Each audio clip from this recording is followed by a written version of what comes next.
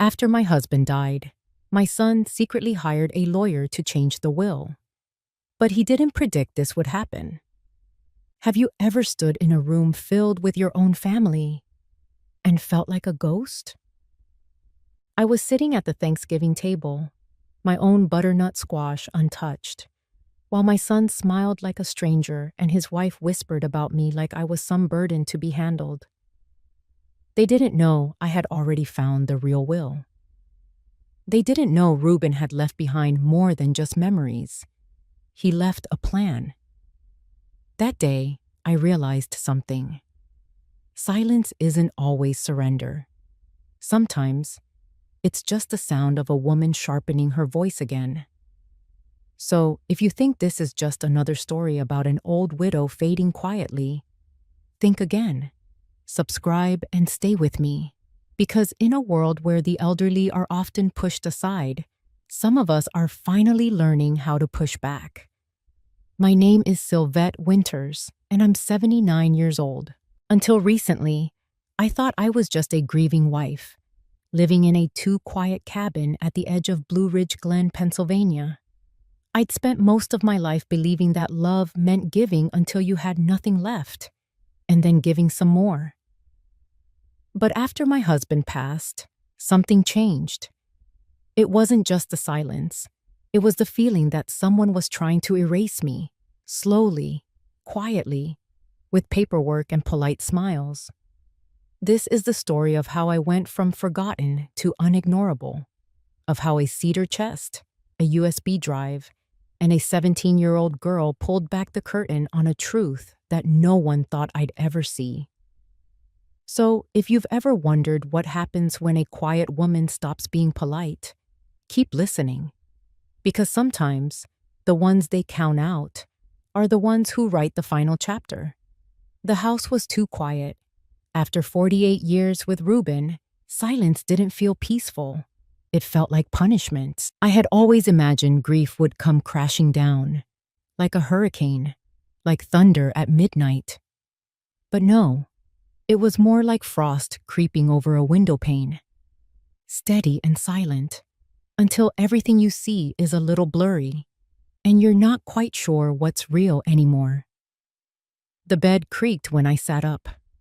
Too much space on his side. I didn't bother fluffing the pillow anymore. It had flattened into the shape of his head, and maybe I wanted to keep it that way. I slid my feet into my old slippers, the ones with the felt bottoms nearly worn through, and shuffled toward the kitchen. The floorboards creaked. They used to annoy him. Now they were just company. I clicked on the kettle and pulled open the cupboard. One tea bag left. Cinnamon. Reuben always liked the mint, saying cinnamon was too loud a flavor in the morning. I smiled to myself, then stopped. Smiling felt traitorous. As the water boiled, I looked out the window. The first snow had started falling sometime in the night. A thin dusting coated the railing on the porch and blanketed the roof of the old shed. I used to hate snow. Now, I wasn't sure what I felt about anything. On the kitchen table sat the stack of condolence cards, mostly from church folks or neighbors we hadn't seen in a decade. A few from Paul's college friends, typed impersonal. And then there were the bills, stamped, robotic, cold. I turned on the radio. Gospel music came through, just soft enough to keep the silence from swallowing me whole. He once told me, "No matter what happens, I've written everything down." I thought he meant his memoir. I thought he was being poetic. I took my tea to the fireplace and lit a match. The logs caught fast. Reuben always packed them too tight, but I'd loosened them the way I liked. The flame danced like it was doing a slow waltz. I let my eyes drift to the mantel where his photo still sat. Reuben, in his fishing vest, holding that ridiculous trout. I couldn't bring myself to move it. Around 9, I got dressed and made my way to the clinic. Bonnie greeted me the way she always did, with a little too much lipstick and a voice that sounded like she was perpetually on speakerphone. "Lord, you look tired, Syl," she said, handing me a clipboard. but still better than half the town. I gave her a nod, the kind you reserve for people who mean well, but don't quite know what else to say. Hardest part's the paperwork, she continued. Always is, especially these days. Kids rush the wills before the soil's even settled. That made me pause. I didn't say anything, just watched her file charts and hum to herself. She had a habit of making big truths sound like gossip. That line. It stuck. Back home, I made soup from a frozen bag and read through some of Ruben's old letters. He kept everything: grocery receipts, high school report cards, even a note I left on the fridge in 1993 that just said, "Milk's gone bad, so have you." I laughed out loud at that one. I hadn't remembered writing it. The phone rang around 3 p.m. The kind of ring that startles you even though you've lived with it for decades. I picked it up, already knowing it wasn't Paul. He only texted now. "Sylvette, it's Chandler, Harold Chandler." His voice was older than I remembered, frail, like it had gone through a cheese grater. "Oh, hello, Mr. Chandler. I hope you're keeping well." I'll cut to it. Something odd came across my desk today. I sat up straighter. There's been a request to transfer the cabin title. Came through another firm out in Harrisburg a couple of days ago. I stared at the wall. The fireplace cracked. "Harrisburg?" I asked it. Yes. The name on the request listed Paul as primary, and Constance. I assume that's your daughter-in-law? Yes. He paused, choosing his next words like they were glass. I was surprised because, well, the 2019 will, Ruben's last signed one, it's still active in our system. And as far as I know, you're the sole beneficiary of the cabin and savings. I didn't know what to say. I thanked him. I think. Maybe I just hung up. The tea had gone cold. I poured another cup, this time with no bag, just hot water. I didn't taste anything anyway. I walked into the den, passing the photo wall with all those frames. Paul's graduation, our 30th anniversary, that blurry picture of Callie on the swing. I stopped at Ruben's desk, the oak one with the drawer that stuck. I pulled it open. The same chaos it always had. Rubber bands, receipts, dried out pens. But underneath the chaos was a small black notebook, bound with a rubber band. His handwriting on the cover said, "Deposit boxes. See also Ledger 3. I didn't touch it. Not yet. I left the notebook where it was, closed the drawer quietly. My hands didn't shake, but my throat felt dry like paper. Ruben wasn't the kind of man to leave anything half done. He labeled his toolbox. He kept every key on its own ring with a date attached. If he had written something down about deposit boxes, about money, there had to be a reason. And if Paul knew, then he was acting fast, too fast. The sun had started its slow drop behind the hills, painting the living room in shades of orange and mauve. I sat down in his recliner instead of mine. It still smelled like cedar and the peppermint oil he used on his knees. I ran my hands along the armrest, feeling for something familiar. We never talked about death like some couples do. It wasn't fear. It was avoidance. He once said, "If you start talking about the end, it might hear you." I used to think that was foolish. Now I understood. The fire had gone low, so I added another log. The crackle filled the space like a heartbeat. Outside, I could see a few tire tracks on the snow-covered road, probably the Hendersons, or the postman. I hadn't checked the mailbox in 2 days. I forced myself to get up. The cold air bit through my cardigan as I stepped out onto the porch. Dead leaves rustled against the steps, caught in little snowdrifts. The sky had turned that pale purple that only ever lasts 10 minutes. At the mailbox, there were 3 envelopes. One was a flyer from the pharmacy. One looked like a holiday catalog. The last one was from Constance. The envelope was thin, cream-colored, with handwriting that tried too hard to look effortless. I tore it open right there on the gravel path. It was a thank you card. No note, no warmth, just a printed message and her signature underneath. Thank you for the arrangements. We'll be in touch. Constance. Not, we miss him. Not even, hope you're okay. Just business. Cold and distant, like she was writing to a landlord. I looked back at the house. 48 years. Every crack in the wall, every dent in the floor. He made those. And she wanted to erase it like a chalk mark. That night, I didn't eat dinner. I wasn't hungry. Instead, I brewed another cup of cinnamon tea and sat at the kitchen table with my old grocery pad, the kind with a magnet on the back and faded cartoon peaches at the top. I started writing a list, not of food, but of questions. Shawan, did Reuben tell Paul about the safety boxes? Chapter 2. Why Harrisburg? Who's the lawyer there? 3. Did 2019 mention me by name? 4. When was the last time I saw Paul alone? That last one stung. I couldn't remember. Not really. After Constance came into the picture, visits felt more like appointments. Timed, polite, shallow. She never liked how rustic the cabin was. Always said, you should get a granite counter. It'll increase the resale.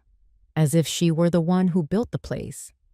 I flipped the pad over and started listing things Reuben had hidden. A $50 bill in the cookie tin. His father's dog tags under the toolbox. The bottle of bourbon in the laundry hamper that he never admitted to. He was a man of secrets. But they were never cruel. They were quiet secrets. The kind you tuck away to feel a little more in control.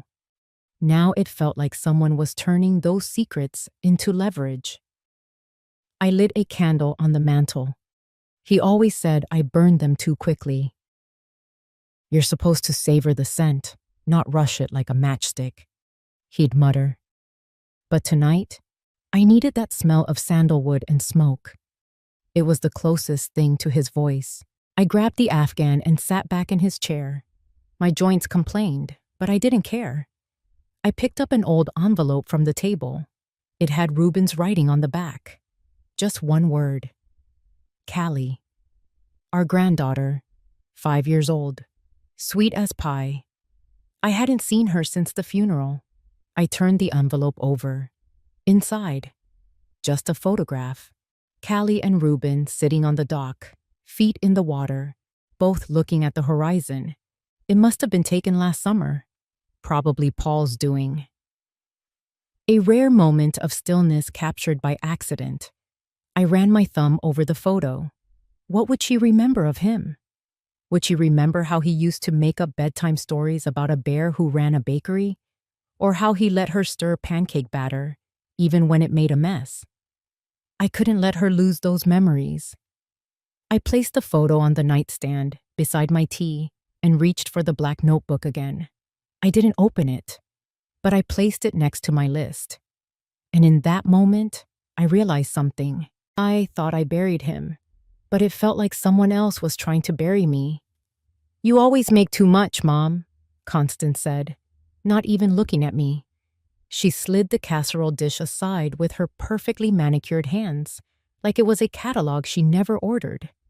My butternut squash, the same recipe Reuben had loved for years, sat untouched next to a glowing bowl of sweet potatoes with marshmallows, the kind bought frozen, reheated in a foil pan.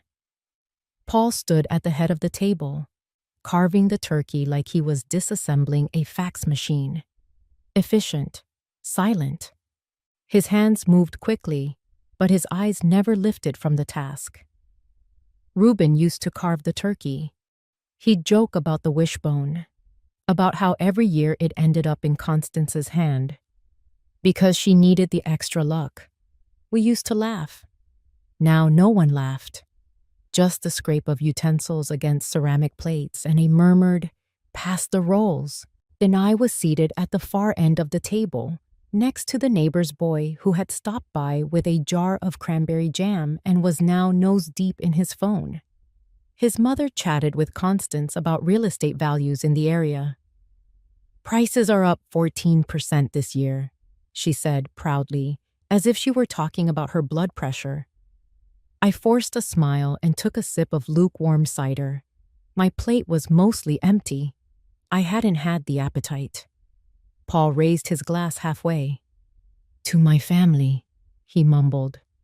Constance echoed it, barely audible. The neighbors said it more enthusiastically. I lifted my glass too, but my voice didn't come out. Across from me, Callie was watching. Not just looking, watching. Her eyes flicked from face to face, studying the silences. Her curls were tucked under a knit beanie, her phone face down beside her plate. She hadn't touched much of the food either, except the corn pudding. After dinner, the men disappeared to the den to watch the game, or pretend to. Constance collected plates with surgical precision. I tried to help, but was told gently, No, we've got it. You just rest." That sounded polite, but the way she took the plate from my hand made it clear. I was in the way. I walked into the hallway, paused near the coat rack, then wandered toward the garden door. My eyes needed something green, something unlit by LEDs. Callie caught up to me. "Hey, Grandma. Want some air?" I nodded. Her presence was the only warmth I'd felt since I arrived. We stepped outside. The porch light flickered. The wind carried the scent of pine needles and chimney smoke. She handed me a knit scarf from her coat pocket. "It's yours, remember? You left it last year." I wrapped it around my neck. "It still smells like cedar," I said. She smiled. "Your cabin always smells like that. I love it." We sat on the bench near the garden. Most of the flowers had given up weeks ago, but a few stubborn marigolds clung to life near the fence. I watched her pull out her phone, not to scroll, but to open the camera app. "You're recording?" I asked. "Just audio," she whispered. "Listen." From the open kitchen window, voices spilled into the dark. "She brings that weird squash thing every year," Constance said, her voice sharp but playful. "I think it's her way of saying she still matters."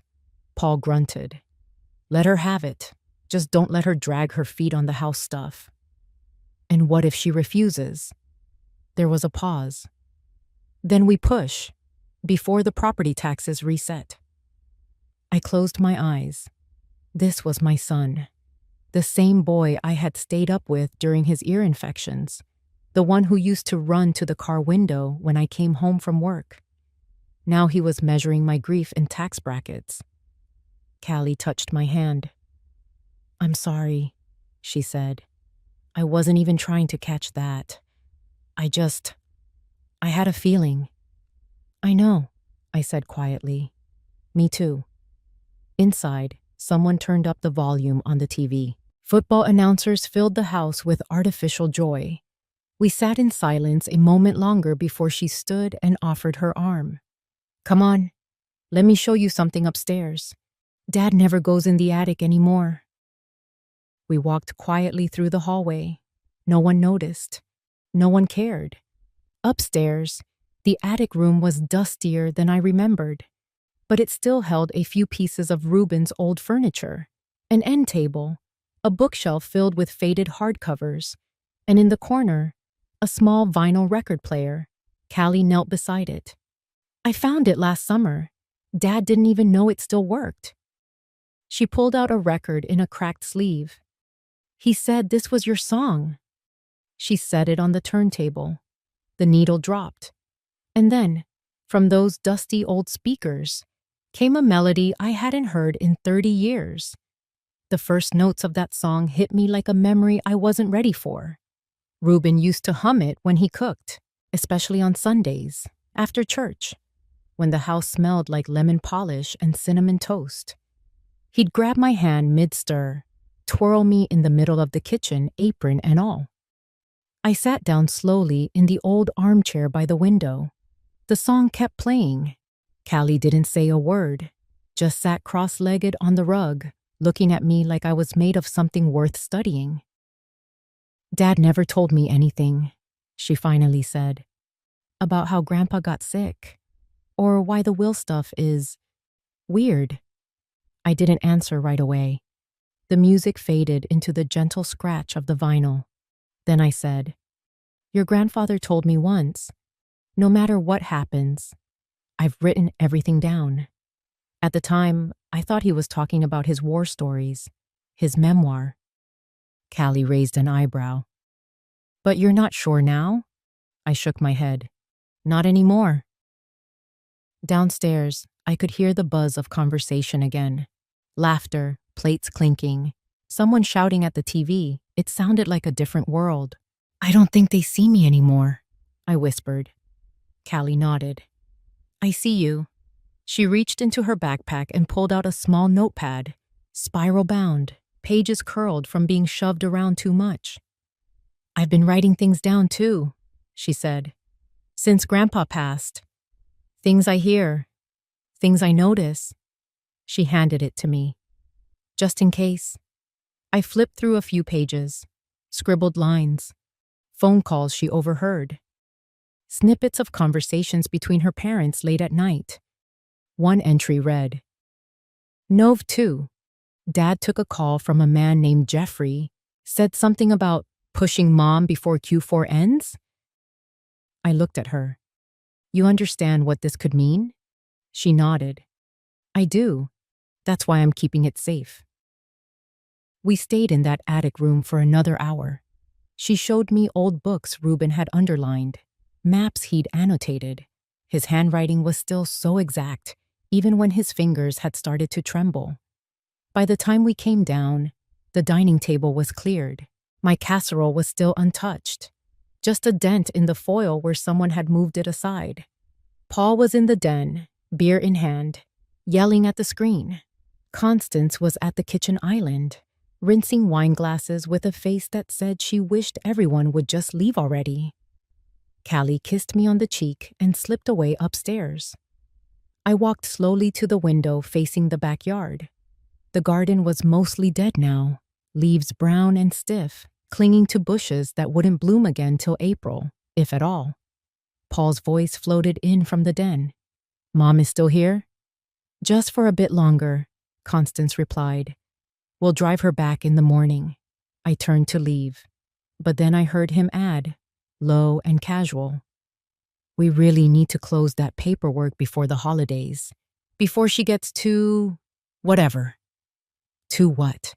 Too forgetful? Too aware? Too inconvenient? I stood near the fireplace and watched the flames reflect in the glass cover. This house was warm, but the kind of warmth that didn't ask if you were cold. I felt something crack inside. Not anger, not yet. Just the first shift of old earth starting to slide. Callie came back downstairs just as I was gathering my coat. She slipped a folded piece of paper into my hand. "Read it later," she whispered. "When you're alone." I gave her a small nod. The kind of nod women give each other when they're not allowed to say everything out loud. We drove back in silence the next morning. Paul kept the radio on Talk News. Constance scrolled her phone. Nobody asked how I slept. Nobody asked if I was okay. When we pulled into the driveway of my cabin, I thanked them. Automatic, rehearsed.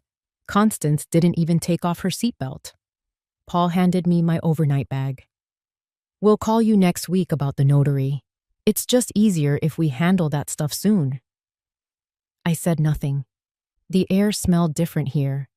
Cleaner, quieter, real. Inside, the fire had long gone out. I lit a match and started one again, then sat by the hearth with a blanket draped over my knees. Only then did I unfold Callie's note. It wasn't long, just one sentence.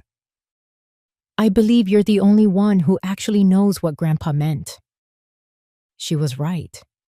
And now I had to decide whether to open that drawer again, the one with the ledger, the one with the map of safety deposit boxes scattered across 3 towns, each entry in Reuben's crisp hand.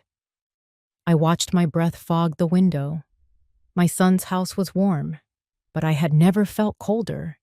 There's a kind of silence that only follows betrayal, the kind that makes old floorboards creak louder. It was nearly dusk when I lit the last lamp in the cabin. The pale light smeared itself across the windows, bouncing off dust that had lived on the panes longer than any of us. Outside, the wind picked up, and the naked trees rattled like a warning. I stood in the middle of the room for a long moment, holding a cup of tea I'd already forgotten I poured. My eyes landed on the cedar chest at the foot of the bed. It had been there since the day we moved into this house. I had packed it myself when we first got married, filled with things I thought were important. Wedding napkins, my mother's lace gloves, a yellowed handkerchief with my initials stitched in thread now too faded to make out. I hadn't opened it in decades, but Reuben's voice came back to me again, clear this time. If you ever need proof, check the cedar chest.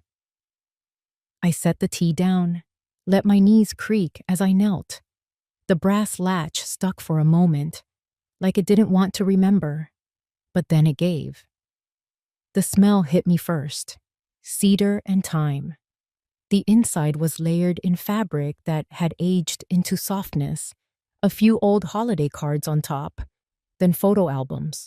My fingers traced over pictures of us in the early years, Reuben in his postal uniform, me in a sun hat too large for my head.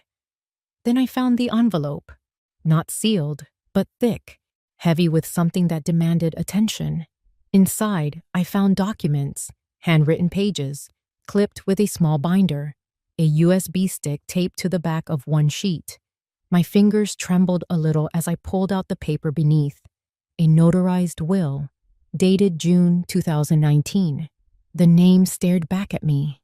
I, Reuben L. Winters, being of sound mind, do hereby declare this to be my final will and testament.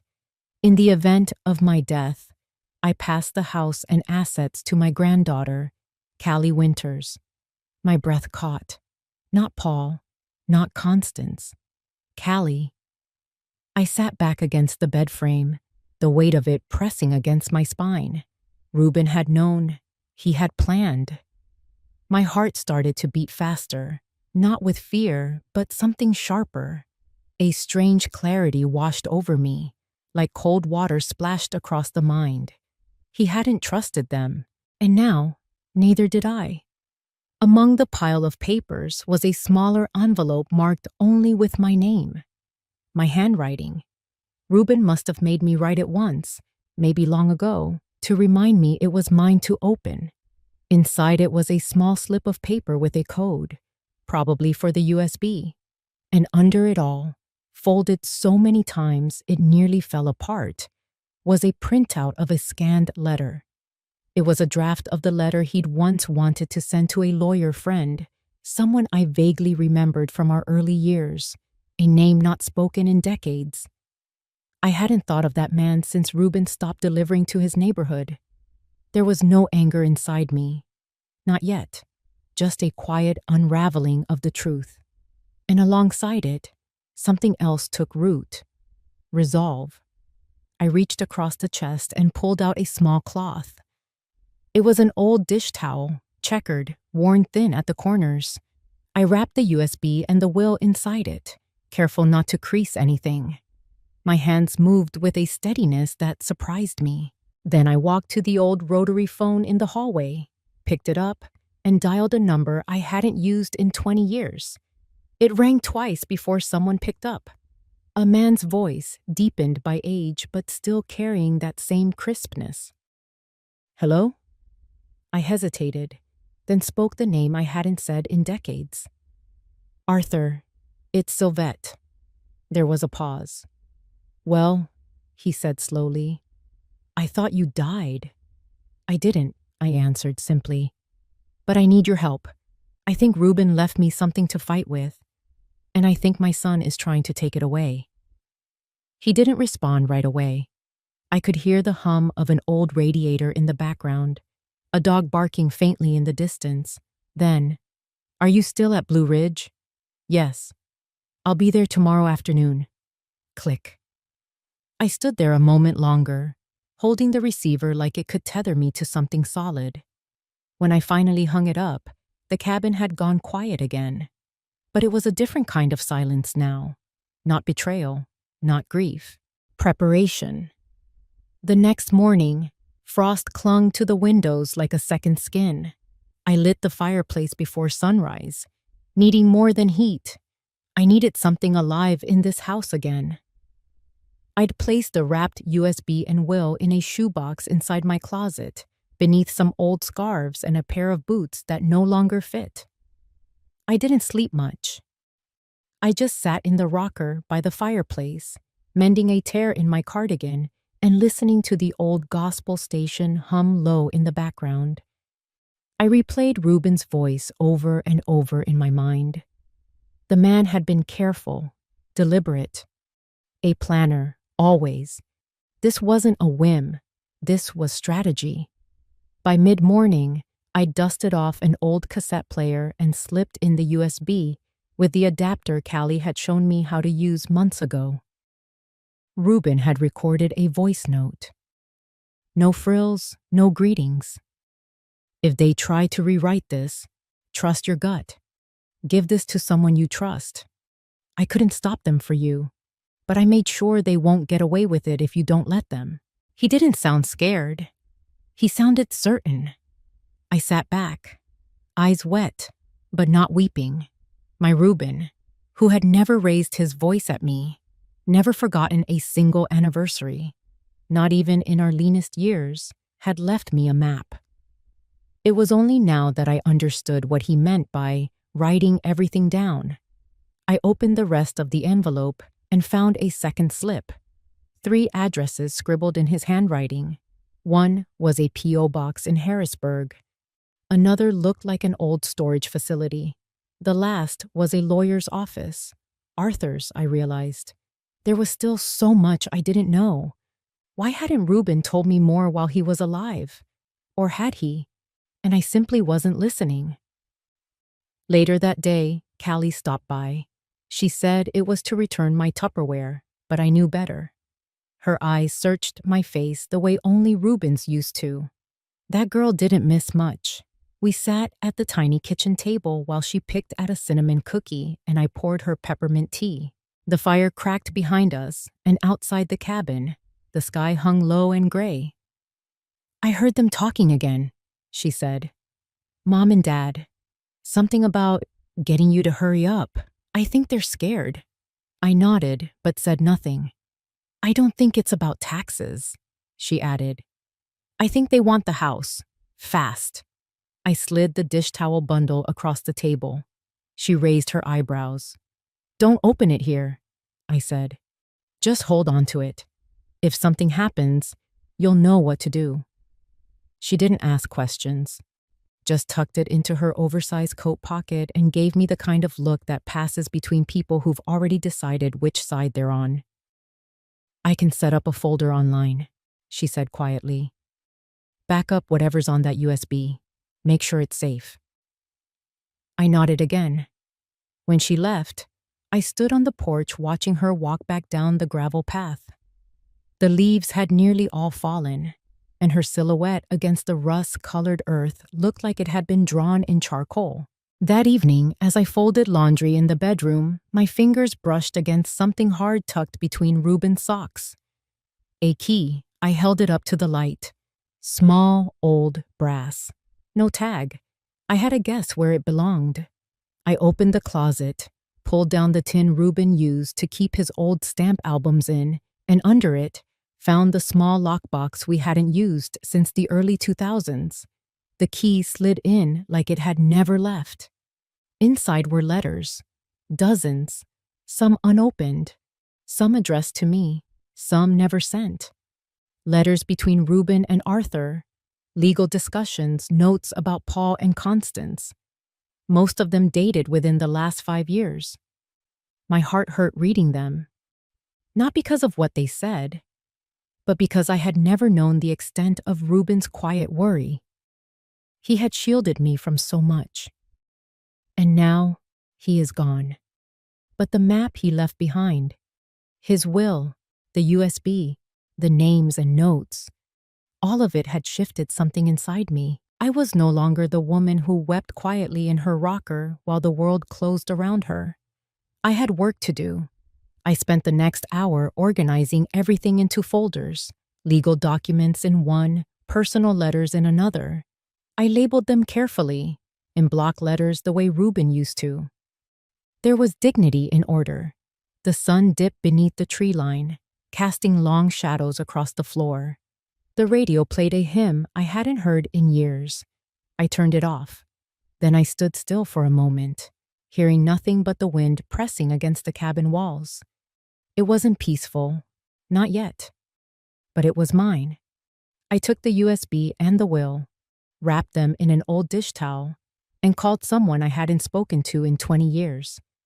I hadn't seen Diane in over 2 decades, but when she stepped off that bus with her leather briefcase, I knew Reuben had planned this. She hadn't changed much.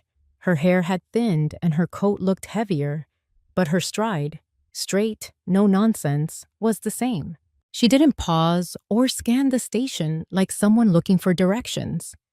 She walked right toward me, as if we'd just had coffee last week. When she hugged me, I held on longer than I meant to. We didn't talk much during the drive. I had left the cabin warm, left cinnamon tea steeping on the counter like I'd always done when Reuben had guests. Diane didn't ask about the town. She only looked out the window, said once, "It's smaller than I remember." And that was it. The diner smelled like overbrewed coffee and peppermint syrup. Christmas lights blinked unevenly in the windows, and someone had placed a plastic Santa near the pie display. We slid into a booth in the far corner, the same one we used to sit in back when our kids were still in braces, and we thought PTA meetings were the biggest battles we'd face. Mrs. Eunice waddled over with a smile so wide I thought her face might crack. "Well, I'll be," she said, eyes darting between us, "if it isn't the silent half of Blue Ridge Glen and her long-lost sister in arms." I tried to smile. Diane didn't. "2 coffees. I know better than to ask what kind." Eunice bustled off, apron strings bouncing behind her. Diane leaned her briefcase against the wall and opened her coat slowly. Her eyes locked on mine. "Show me what you found."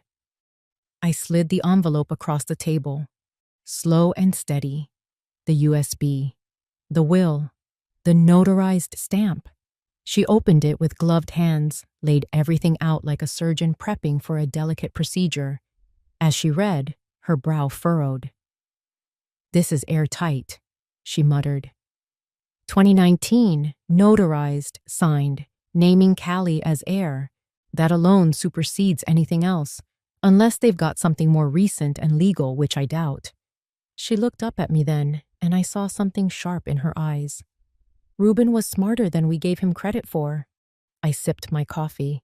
It was bitter and too hot, but I didn't flinch. "He always trusted you," I said quietly. "Said you had a steel backbone, just like I used to." She gave a short laugh. "Well, we both got bent for a while, but looks like it's time to unbend." Mrs. Eunice brought over 2 slices of cherry pie without asking. "I just know y'all need this," she said, setting them down with a wink. Then she leaned in a little closer. "Folks have been whispering about Paul. Said he's been asking questions about the property office, looking into transfer timelines. Not my business, of course. But Blue Ridge Glen's a whisper town." When she walked away, Diane tapped her fork against the plate and said, "They're moving fast. Too fast. That's good. Rushed people make mistakes." I nodded. "So what do we do?" She folded the will again, slid it back into the envelope. "We make copies. We prepare. We meet Halperin and have him recertify this if needed. And then," she paused, "we wait." The word didn't sit well with me. I'd been waiting too long already. First for grief to settle, then for Paul to speak the truth, now for some silent storm to break open. But Diane looked calm, collected. Her briefcase stayed closed, but I knew it held power. We talked through scenarios. What if Paul contested? What if Constance forged? What if they pressured Callie? Diane had answers. She'd seen things in her line of work. Wills accidentally lost. Heirs manipulated. Signatures coached. She had countermeasures for all of them. "You'll need to play along just a little longer," she said, finishing the last bite of her pie, "until they show their hand." I drove Diane back to the cabin just as the sun began to set behind the bare trees, casting long gray shadows over the winding road. The frost on the windshield was already creeping in from the corners. Inside the house, I lit the fireplace and poured 2 mugs of tea. The same cinnamon blend Reuben used to tease me for overbrewing. Diane walked slowly around the living room, running her hand along the mantel. "He kept it just like I remember," she said. "Even that crooked clock." "He never liked changing things," I replied. "Said time shouldn't be fixed if people aren't." She chuckled at that, but there was a wistfulness in her face. Then she turned, leaned against the wall, and looked at me seriously. "Sil, you sure you're ready for this? It's not going to be a clean fight. Families rarely are." "I thought I was ready when I buried him," I said, eyes fixed on the fire. "But it turns out, grieving Reuben was easier than watching Paul become a stranger." She didn't answer right away. Then, quietly, "They'll test you, doubt you, twist your words. You can't afford to get emotional." I looked at her. I've been told to stay calm most of my life. I'm not calm anymore. That night, while Diane slept in the guest room, an old quilt pulled up to her chin, the soft whir of the heater nearby, I sat at the kitchen table with Reuben's ledger. I traced the handwriting on the margins, the firm strokes of a man who believed in order. There were addresses I hadn't noticed before, names I barely remembered, and next to one entry dated February 2019, final draft notarized, backup delivered to DH. DH Diane Hughes. I let the weight of that settle over me. He had trusted her before he trusted our son. He had sent the backup to her before his own lawyer saw it. Somehow, he had anticipated the breach. Maybe not the method, but the intent. And that trust, it was coming back to me in the form of briefcases and pie and long conversations over coffee that tasted like burned hope. The next morning, we drove into town again. Mr. Halperin's office was 2 blocks from the post office, above the dry cleaner, with a view of the snowy main street and the church steeple. He was thinner than I remembered, paler too, with thick glasses and fingers that trembled when he opened the door. "Mrs. Winters," he said, glancing at Diane. "And?" "Hughes," she said, offering her hand. "I used to work for a firm in Harrisburg." "Ah," he said, but didn't press. We sat, and I handed him the envelope. He read in silence, adjusted his glasses twice, tapped the paper with a practiced motion. "This is solid," he finally said. "Supersedes anything unsigned or later. If someone's trying to override this, they're walking on thin ice." "Would you be willing to testify to that?" Diane asked, and he paused, looked between us. "I would, but I'd rather avoid court. Best if we corner them legally before they know they've been cornered." He leaned in. "Who else has this copy?" "Just us," I said. "Good," he said. "Keep it that way for now." We stepped back into the cold with a signed affidavit in Diane's bag and a shared silence hanging between us. Not tense, just heavy, like we were both carrying something that hadn't yet decided if it was a burden or a shield. Diane squeezed my arm as we got into the car. "Next move's theirs," she said. "We just need to be patient." I've been patient my whole life, I replied, brushing snow off the windshield. But now, I'm something else. That evening, I sat alone in my room while Diane took a call from her daughter in the other room. I turned on the old record player Callie had helped set up during one of her visits. It groaned for a second, then spun into a soft gospel tune that Reuben had loved. I took the dish towel again, unwrapped the USB, and placed it into a small box with the will. Then I wrote a note. If anything happens to me, give this to Callie. She deserves to know who Reuben really was. I slid the box under the bed, next to the cedar chest. Then I turned off the light. Outside, the wind was rising. And then Diane says, "You'll need to play along just a little longer until they show their hand." They thought they were ambushing me, but they were walking straight into the script Reuben left behind. The invitation came by text. No warmth, no preamble. Just a line from Paul. "We'd like to discuss some paperwork. Come over Sunday at 4. I didn't reply right away. I made a pot of peppermint tea, pulled on Reuben's old flannel shirt, and stood at the window. The snow had softened everything outside, but the cold still crept into the bones of this house. I lit the fire anyway, not for heat, but for memory. "Play along a little longer," Diane had said, and so I did. When Sunday came, I dressed with care. I wore the pearl earrings Reuben gave me on our 40th anniversary, and the deep navy sweater Callie once said made me look like a librarian in an old spy movie. It was too much for a casual afternoon, but then again, nothing about this meeting was casual. Paul opened the door like a man welcoming a delivery, not a mother. "Hey, Mom," he said, stepping aside. Constance hovered in the hallway, arms crossed, lips pressed into that familiar line of forced hospitality. "Come in, tea's ready." Their living room was staged like a showroom, fireplace flickering, coffee table polished to a mirror shine, couch cushions plumped with unnatural precision. They'd even set out a plate of ginger snaps. Store-bought, I noted. The sugar coating didn't fool me. Callie sat at the far end of the sectional, earbuds in, pretending not to watch. Her eyes met mine for just a second. "Enough." Paul cleared his throat. "Let's get to it. We've been looking over some of Dad's estate documents." I nodded, setting my purse on the floor but keeping it close. Constance stepped in. "And we found something unexpected. A draft from 2021. Reuben updated his wishes." "Updated," I repeated, keeping my voice level. "After he was diagnosed?" Paul shifted uncomfortably. "It's just a clarification, really. We thought it would be best to bring it to you first, out of respect." That word, respect, landed like a wet sock. He pulled out a manila folder and slid it across the table toward me.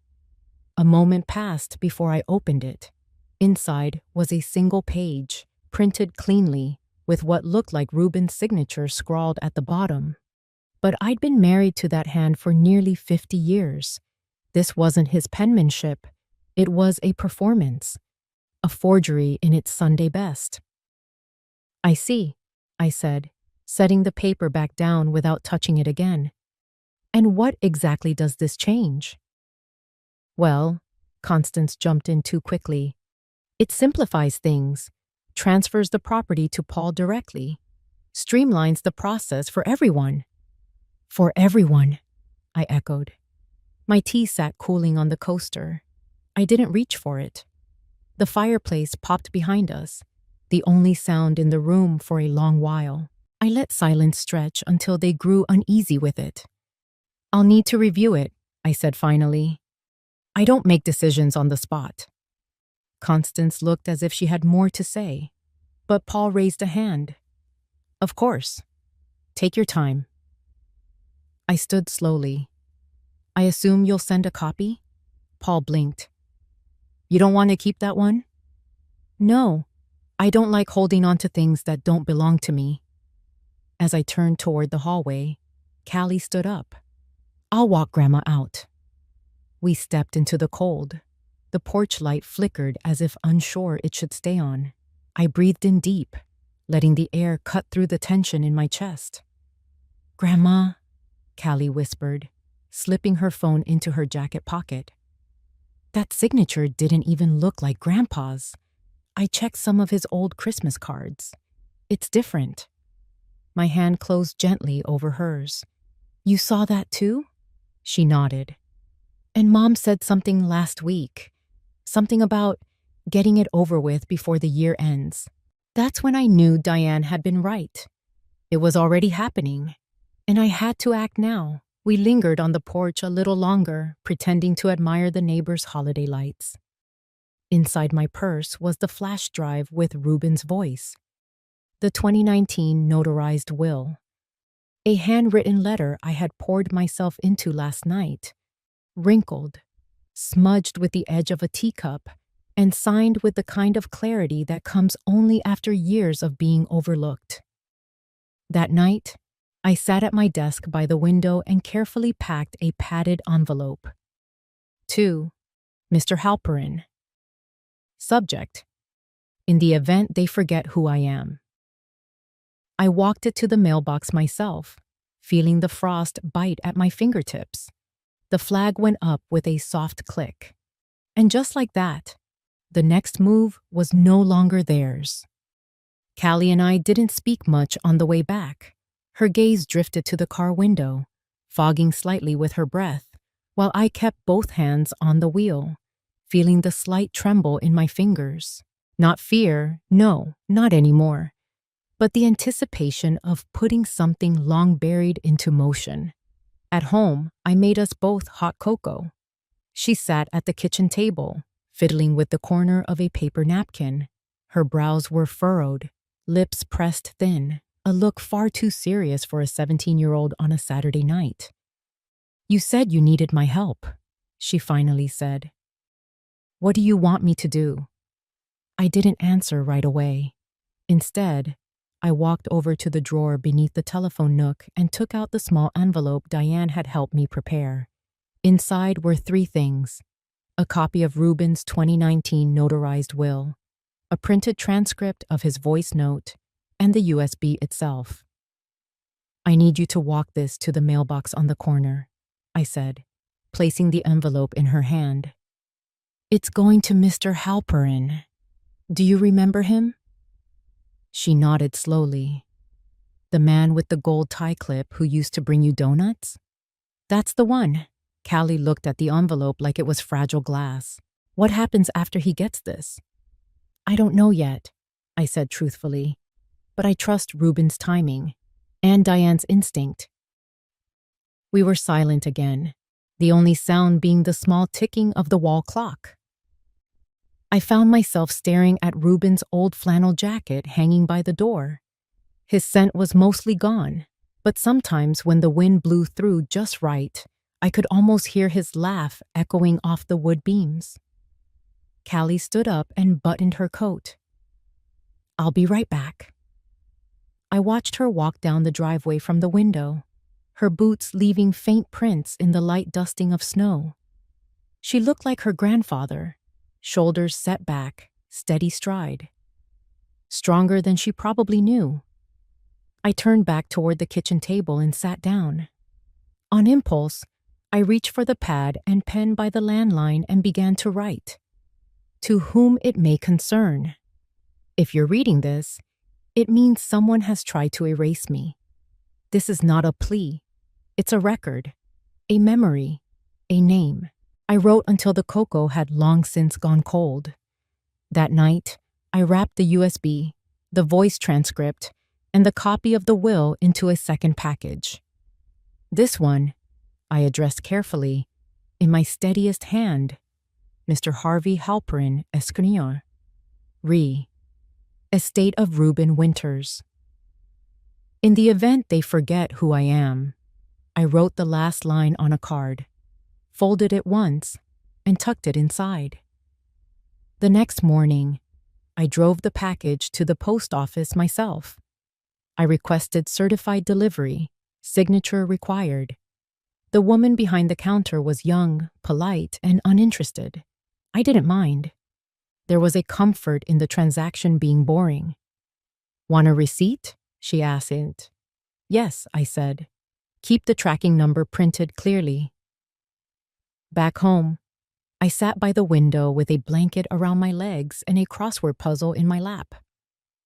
But I didn't fill in a single square. I kept glancing at the old clock above the fireplace, counting minutes I couldn't control. Around 3 p.m., the phone rang. Diane's voice crackled through, brisk as always. "He'll have it by Tuesday. In the meantime, act like nothing's changed." "I can do that," I replied. "Good," she said. "And Sylvette?" "Yes?" "I'm proud of you." I didn't expect the warmth that surged up behind my eyes. I blinked quickly and focused on a spot across the room. "Thank you," I managed. The following days passed in slow motion. I did the things I always did: sorted laundry, peeled carrots, wiped down the windowsills. But everything felt sharper, like a picture coming into focus. Then, on Thursday evening, Paul called. "Mom, we need to finalize a few things. Can you come over Saturday morning? Just some paperwork. Won't take long." I agreed, calmly. Inside, my stomach turned. I called Diane after I hung up. "It's happening. They're going to present it," she said. "Stay quiet.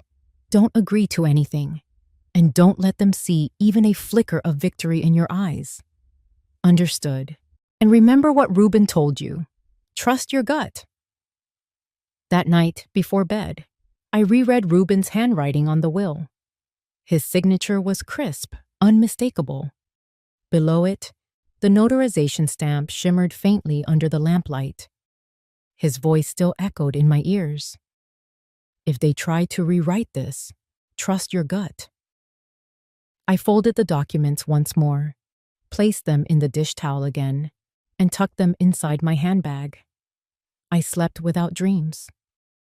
The morning the letter arrived from Mr. Halperin's office, I was folding linens, like nothing had changed.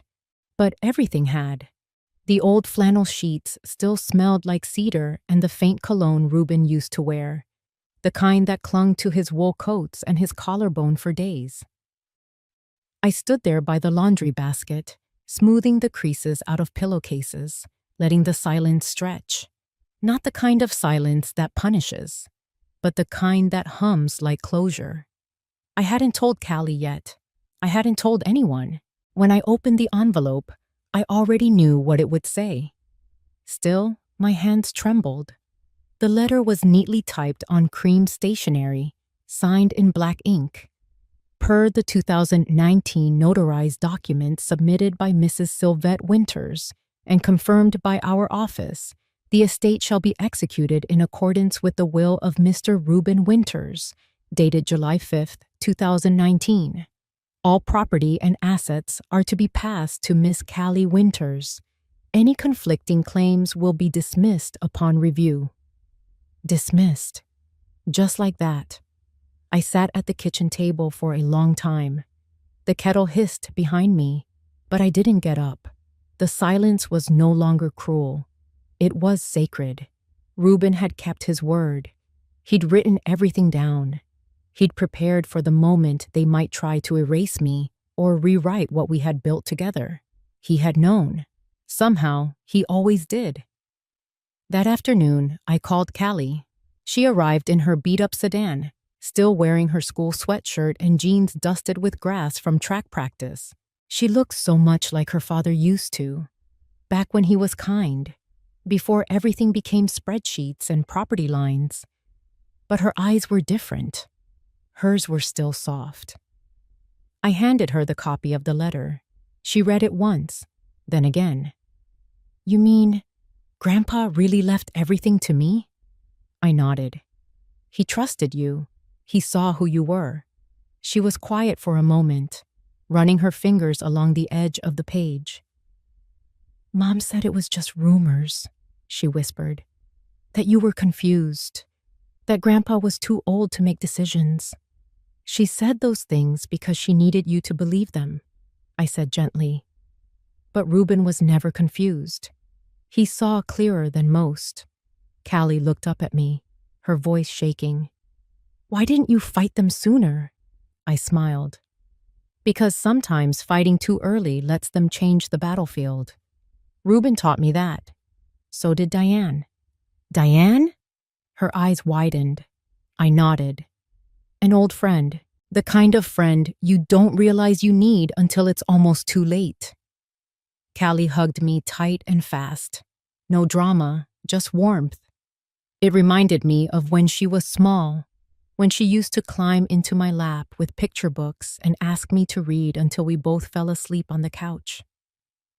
You're not alone, Grandma, she whispered.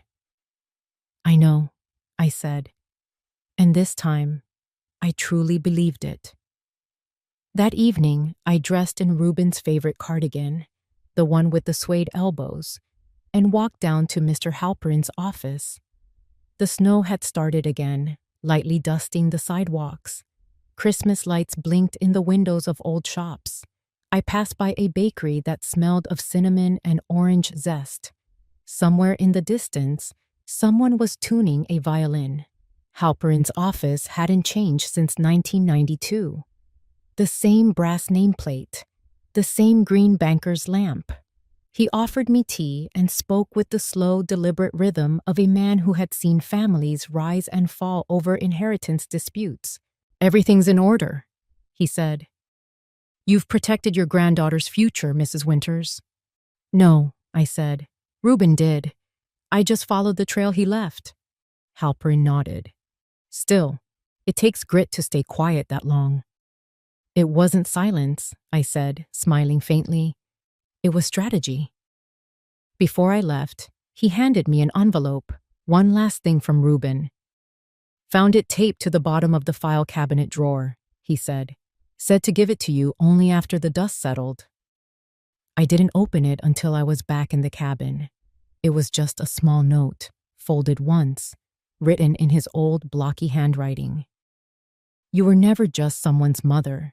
You were always the cornerstone.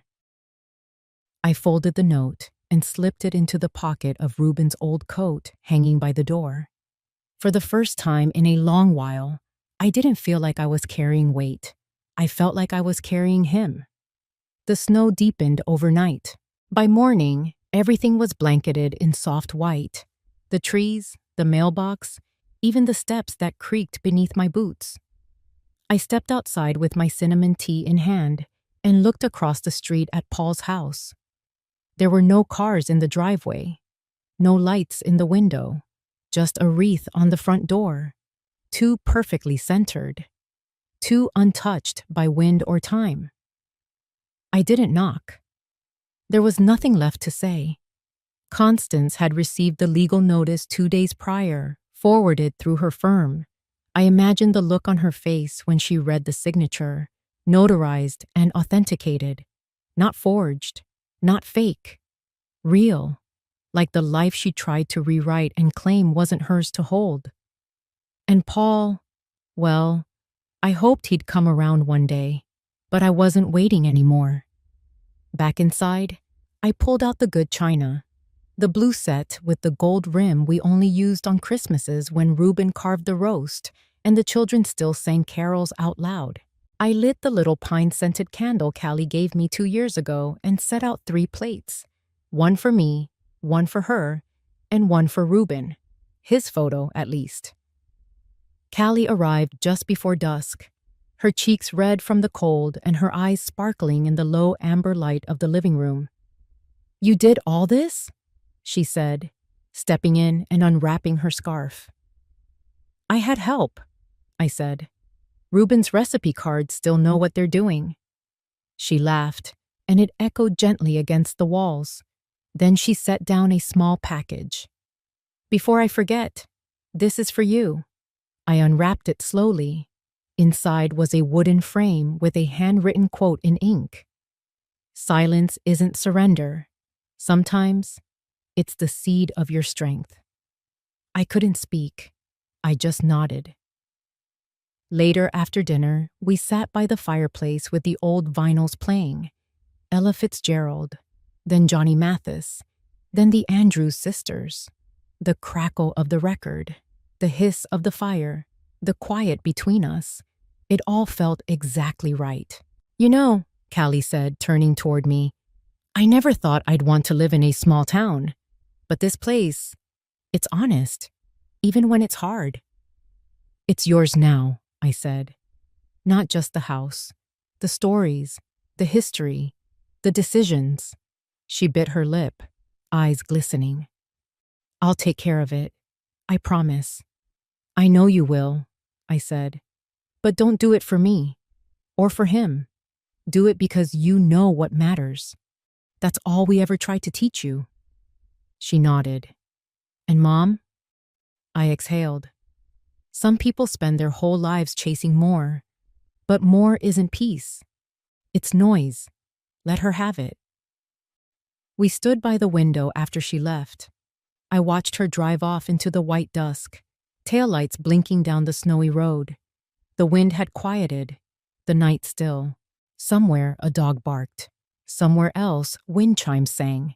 And then I did something I hadn't done in over 10 years. I turned the key in the front door lock and unlocked it. Just like that. No fear, no waiting. Just a woman in her home. In her skin. In her truth. And for the first time in years, I slept with the door unlocked. Some evenings are so quiet. You'd almost believe things were always this peaceful. But those who've ever felt lonely in their own home know. True peace is when your spirit no longer feels pushed aside. I used to think love meant sacrifice without limits. But I've come to understand this. If you don't value yourself, even those closest to you might forget to. Kindness isn't always returned, but self-respect should never be surrendered. If this story made you think of a quiet mother or a grandmother who once gave everything, maybe today's the day to reach out. A phone call, a thank you, a small reminder. I see you. Because sometimes all they've ever needed is to feel seen again.